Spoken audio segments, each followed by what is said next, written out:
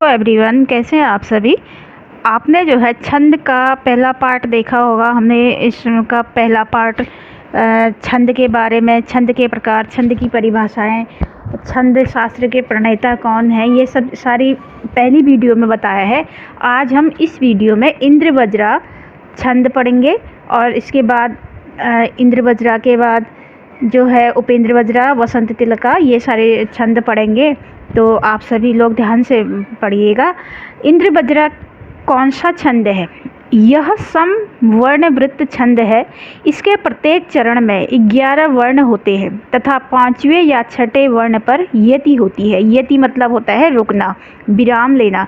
इसका सूत्र है ताता जागोगो शुभ इंद्रा, अर्थात 2 तगण। तगण मतलब जो आपको यहाँ पर चिन्ह दिखाई दे रहे हैं, ये और ये सारे जो है इनको तगण और जगण, और 2 गुरु, गुरु मतलब बड़ा, ये जो मात्राएं हैं इनको गुरु बोला जाता है। जैसे 11 वर्ण कैसे होते हैं, यहाँ पर हम देखेंगे इसका उदाहरण। जैसे होता उन्हें केवल धर्म प्यारा, सत्कर्म ही जीवन का सारा। अब यहाँ पर हम लोग देखेंगे कि कितने वर्ण यहाँ पर आ रहे हैं। 1 2 3 4 5 6 7 8 9 10 11। पहले में जो है 11 वर्ण हो रहे हैं। अब एक चीज़ और बताऊंगी कि जो आधे वर्ण होते हैं इनकी गिनती नहीं होती है, तो आप लोग देखिएगा। इसमें उसके पश्चात इनमें मात्राएं लगती हैं। अब मात्राएं कैसे लगती हैं इनमें? जो बड़े शब्द होते हैं, बड़े मतलब गुरु जिनको बोला जाता है, तो उसका चिन्ह होता है ये हो, बड़े ओ, ता, यहाँ पर 2 मात्राएं लगेंगी। फिर ऊ है तो 1, हे 2, के में 2, व ल, ध में 1, इसमें भी 1, इसमें 2 और इसमें भी 2। इस प्रकार से इसमें जो है चिन्ह लगाए जाते हैं। उसके बाद हम देखेंगे उपेंद्र वज्रा। उपेंद्र वज्रा, इसका सूत्र है उपेंद्र वज्रा जत जास तो गौ, ज तो ज 2 गुरु।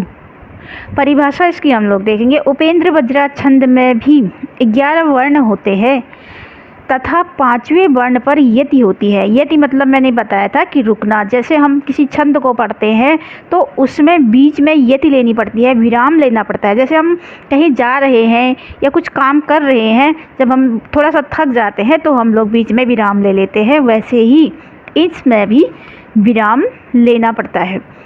तो यहाँ पर जो है अब विराम कहाँ पर लेना पड़ेगा? परिभाषा के अनुसार हमें विराम लेना पड़ेगा। उपेंद्र वज्रा छंद में 11 वर्ण होते हैं और 5वें वर्ण पर यति होती है। इसमें जगण, तगण और 2 गुरु होते हैं।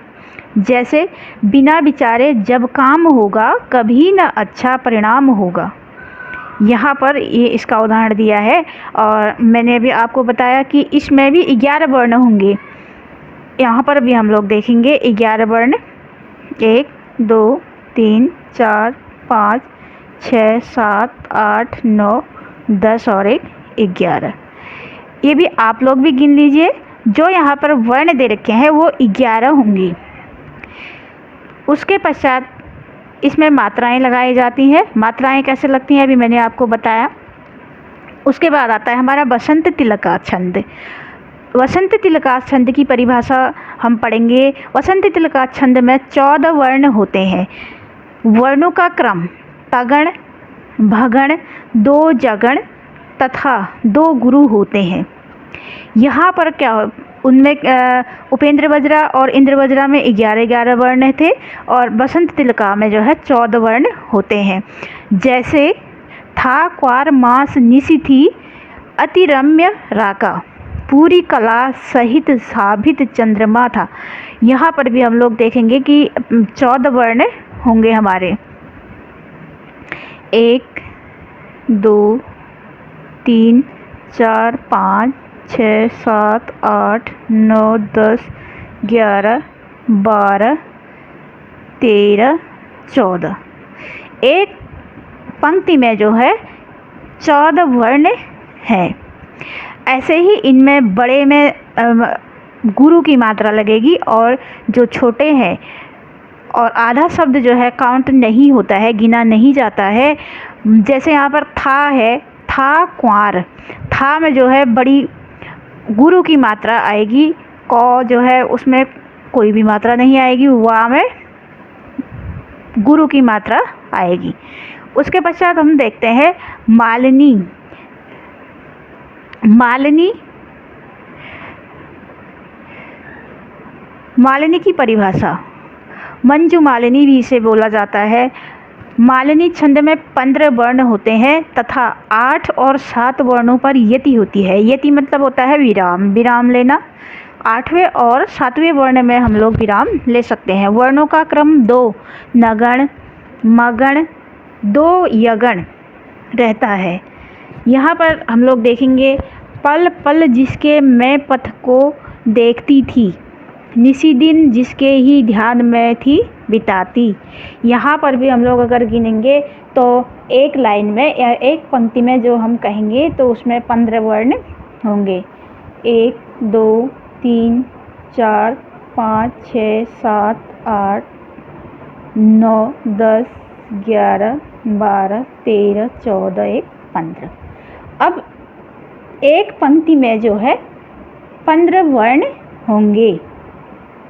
उसके पश्चात जिसमें बड़ी उ, ई, ए, औ ये मात्राएं लगी थी, बड़ी ई, यहाँ पर जो है गुरु की मात्रा लगेगी, और जो छोटा अ, ई, उ, अ, ई, छोटा उ, री, इनमें जो है लघु मात्रा लगेगी। उसके पश्चात मंदाक्रांता। मंदाक्रांता छंद में भी 17 वर्ण होते हैं। इसमें मगण, भगण, नगण, 2 तगण तथा 2 गुरु होते हैं, और इसमें 4 6 तथा 7वें वर्ण पर यति होती है। चौथे वर्ण में और छठे में और 7वें में हम विराम ले सकते हैं। जैसे कोई पत्ता नवल तरु का पीत जो हो रहा हो, तो प्यारे के दृग युगल के सामने ला उसे ही। यहाँ पर भी अगर हम गिनना चाहें तो इसमें कितनी मात्राएं होंगी? 17 वर्ण होंगे, 17 वर्ण यहाँ पर भी होंगे। अब देखेंगे हम 1 2 3 4 5 6 7 8 9 10 11 12 13 14 15 16 1 17। यहाँ पर भी जो है एक पंक्ति में 17 वर्ण दिए गए हैं। वैसे ही इनमें मात्राएं लगेगी। अब हमारा जो लास्ट है शिखरणी छंद। शिखरणी छंद के बारे में सभी ने सुना होगा, इसे गाया भी जाता है। वैसे छंद सारे गा के भी प्रकट किए जा सकते हैं। अब शिखरणी छंद की परिभाषा हम देखेंगे। शिखरणी छंद में 17 वर्ण होते हैं। शिखरणी छंद में भी जो है 17 वर्ण होते हैं तथा 6 वर्णों पर यति होती है। छठे वर्ण पर जो है हम विराम ले सकते हैं। इनमें यगण, यगण की जो ये मात्राएं दे रखी हैं, मगण, नगण, सगण, भगण तथा लघु। दीर्घ, लघु का जो चिन्ह है वो एक पाई दे रखा है, दीर्घ का एस के आकार का होता है।